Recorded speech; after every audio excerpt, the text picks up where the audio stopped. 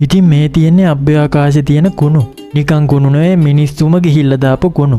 මෙතන තියෙනවා එක එක චන්ද්‍රිකාවල කොටස්, එතකොට බූස්ටර් වල කොටස් ගොඩක් එකතු වෙලා මිලියන ගාණක් එකතු වෙලා තමයි මේ කුණු ගොඩ හැදිලා තියෙන්නේ. ඉතින් මේ එක කෑල්ලක් පවා පැයට කිලෝමීටර් 28000කට වඩා වේගකින් යනවා. ඒ කියන්නේ බුලට් එකටත් වඩා දස ගුණයක් විතර වේගයකින් මේක යනවා.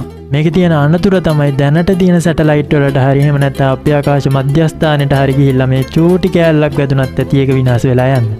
ඉතින් මේකට විසඳුම් කිහිපයක්ම මේ වෙනකොට අත්අදා බලමින් තමයි තියෙන්නේ. ඉතින් එක ක්‍රමයක් තමයි ලේසර් එකක් මගින් මේක පෘථිවියේ වායුගෝලයට ඇතුල් කරගන්න එක. පෘථිවි වායුගෝලයට ඇතුල් වුණාට පස්සේ මේක වහසෙදිම ගිනිගෙන විනාශ වෙනවා. ඉතින් තරමක් විශාල කොටස් මූදට වැටෙන්න දෙනවා. අනිත් ක්‍රමේ තමයි ඉතින් net එකකින් හරි මේ හැන්ඩල් එකකින් හරි මේවා අල්ලගෙන මේවා විනාශ කරන එක. ඉතින් දැම්ම මේව පාලනය කරගත්තේ නැති වුණොත් ඉස්සරහට අපිට තරු වෙනුවට මේ කුණු ගොඩවල තමයි බලන්න හම්බෙන්නේ. ඒ වගේම තමයි ආසාවටවත් වෙන රොකට් එකක් නම් ආසට යවන්න වෙන්නේ.